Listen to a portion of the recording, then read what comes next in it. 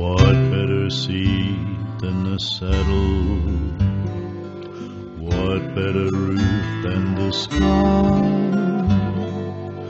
What better song than the songs men sing when hearts are happy and spirits high?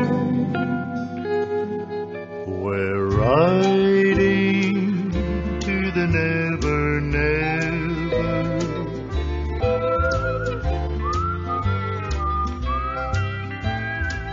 Saturday Night Country, Australia's home of country music. I'm John Nutting. Of course, we're broadcasting around Australia on ABC Local Radio, internationally on Radio Australia, and we stream to the planet on the World Wide Web. Now, a few weeks ago, I was speaking with a bloke called Peter Pratt, and he's recorded a song called Riding on the Never Never. Now, it's been around for a while, this song, and I asked him about where it came from, and he said it was suggested by his producer, who Roger Corbett remembers as a young boy singing this song in Sydney. Now, it's been a bit of a challenge for us, but we found the person who wrote the song, Riding on the Never Never. She's with us tonight around Australia. Her name's Letty Katz. Letty, thank you for joining us on Saturday Night Country. When did you write the song? It would have been about 1945, I think. It was at the end of the war, and because I remember my husband was listening to the results. It was won the contest, and my husband was listening in New Guinea to the results of the contest. It was the Federation of Commercial Broadcasting Stations gave a £100 prize for a popular song, also another one for a ballad section, and oddly enough, my song was in the popular section, and you wouldn't think it would have had any romantic appeal at all, you know. But I personally just wanted to write something that was as Australian as could be, and that was it. It certainly was an Australian. Do you remember who recorded that song first? Well, names spring to mind. George Trevere was there somewhere along the line, because these are now vinyls, you know, and you can't, I have nothing to play them on. But John McMahon and Bob Gibson, I think they were about the first. Now, was it a big hit in those days? Oh, yes, it went over very well. I was surprised because it had been all American music, you know, up till then. I was surprised at how much people did take to it.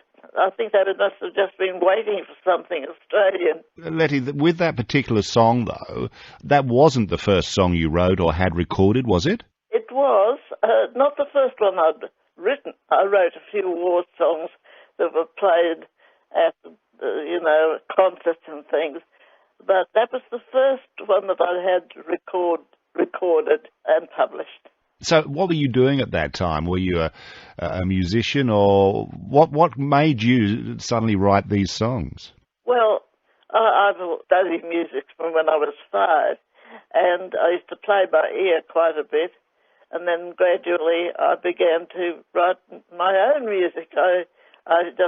What I used to do was pull to bits a popular song to see what made it tick. You know, how many bars of this and how many bars of that. And I started to write my own songs. So you were looking at the formula of success, I suppose. I hope so. And you were successful with that. And look, I know you've written many songs, but the two songs that I know you for is the one that we've heard, Riding on the Never Never, the new version of that, and also the song A Town Like Alice. Yes, that was the other one. Oh, that, in a way, did better, of course, because it was several years later, and people were becoming more used to Australians being able to do something. So far as I know, it was the first all-Australian song on the hit parades, as they were those days, you know. There had been one that had words by an Australian, but music by somebody else.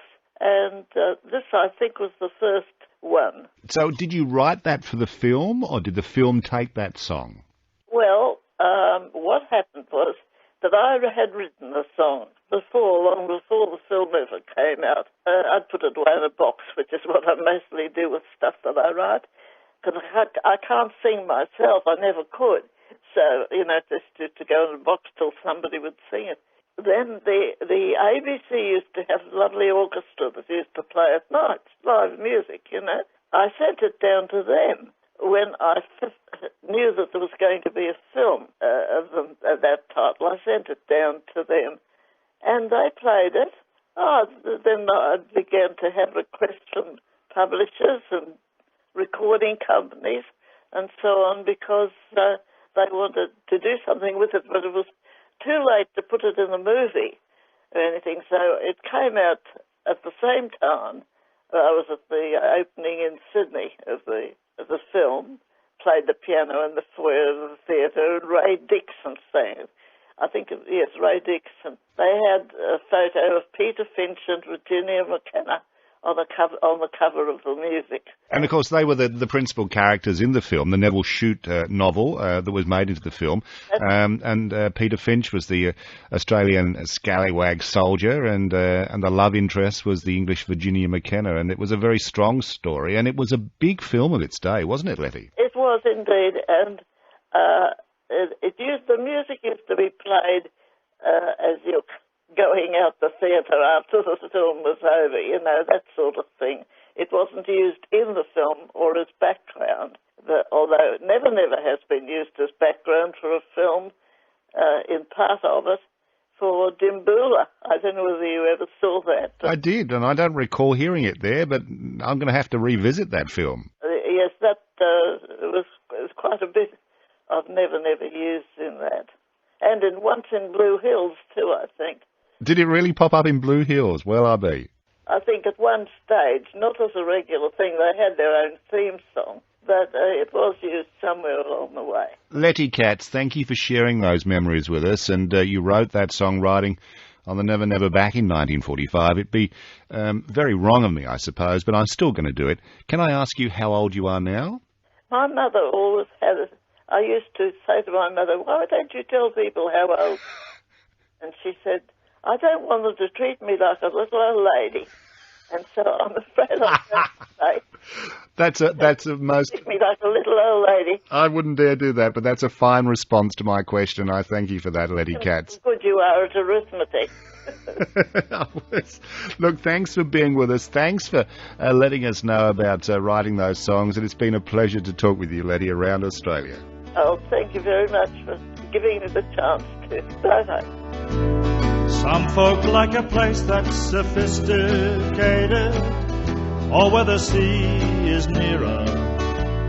But give me a town situated in a scene by Namatjira. A town like Alice is just the place for me. With my own piece of ground, the mountains around, that's where I'll